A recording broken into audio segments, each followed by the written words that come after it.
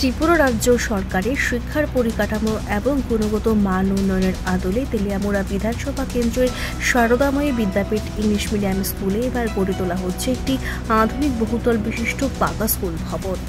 শুক্রবার তেলিয়ামুড়া বিধানসভা কেন্দ্রের বিধায়িকা কল্যাণী সাহা রায় স্কুলটি পরিদর্শন করেন এবং তিনি জানান, এই নির্মাণ প্রকল্পের জন্য রাজ্য সরকার 7,67,00,000 টাকা বরাদ্দ করেছে। এদিনের বিদ্যালয় ভবনে পরিদর্শনে উপস্থিত ছিলেন তেলিয়ামুড়া আরডি ডিভিশনের executive engineer Indrajit Bhowmik, SDPO Swapan Das সহ আরও দায়িত্বপ্রাপ্ত কর্মকর্তারা। আজকে আমাদের কাছে খুব আনন্দের। প্রথমেই আমি এই শারদাময়ী স্কুলের জমিটি যিনি দান করেছেন, প্রয়াত সুধীর পাল মহোদয়, যিনি তেলিয়ামুড়ার বিশিষ্ট ব্যবসায়ী ছিলেন, তাকে আমি শ্রদ্ধার সঙ্গে স্মরণ করছি আমরা।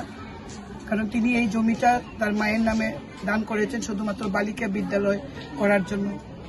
ওই সময়ে তিনি এই চিন্তাধারা করেছিলেন স্ত্রী শিক্ষা প্রসারে। আজকে রাজ্য সরকার এই স্কুলের জন্য 7,67,00,000 টাকা বরাদ্দ করেছেন এই স্কুলটাকে নতুন করে সাজানোর জন্য। এটা কনস্ট্রাকশন হবে।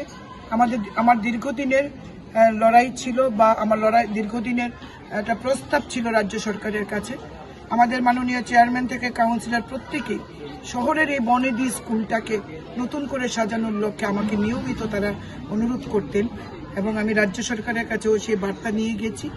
আমরা খুশি যে রাজ্যের মাননীয় মুখ্যমন্ত্রী এই বিদ্যালয়ের জন্য 7,67,00,000 টাকা বরাদ্দ করেছেন। একটা ত্রিতল বিশিষ্ট দালান এখানে হবে এবং এখানে পর্যাপ্ত রুম থাকবে। আগামী 50 বছর 100 বছরকে সামনে রেখে আমরা পরিকল্পনা করছি এই বিদ্যালয়ের ছাত্রছাত্রীদের জন্য। এটা আরো একটা বিষয় যে ইতিমধ্যেই আরো 2 বছর 3 বছর আগে এই বিদ্যালয়কে ইংরেজি মাধ্যম হিসেবে এটাতে উন্নীত করা হয়েছে, এবং আগামী কিছুদিনের মধ্যে আমরা এটাতে একাদশ শ্রেণী দ্বাদশ শ্রেণীও আমরা শুরু করব। একদম বিশাল একটা চাহিদা রয়েছে স্কুলে।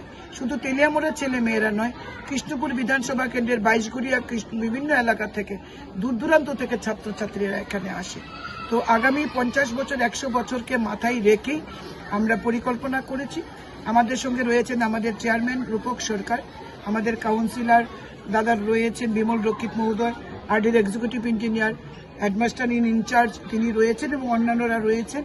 আমরা সবাইকে নিয়েই আজকে স্কুল বিল্ডিং, আজকে স্কুল মাঠ আমরা পুরোটা দেখেছি, এবং একটা পরিকল্পনাটা কিভাবে করবেন আমরা এক্সিকিউটিভ ইঞ্জিনিয়ার আরডির সঙ্গে ইন্দ্রজিৎ ভৌমিকের সঙ্গে আমরা কথা বলেছি।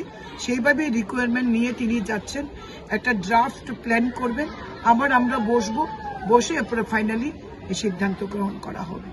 আগামী দিনে এই স্কুল তেলিয়ামুড়ার সবচেয়ে বড় সুন্দর স্কুল হবে। এর আগে এত টাকা তেলিয়ামুড়াতে কখনো স্কুলের জন্য বরাদ্দ হয়নি।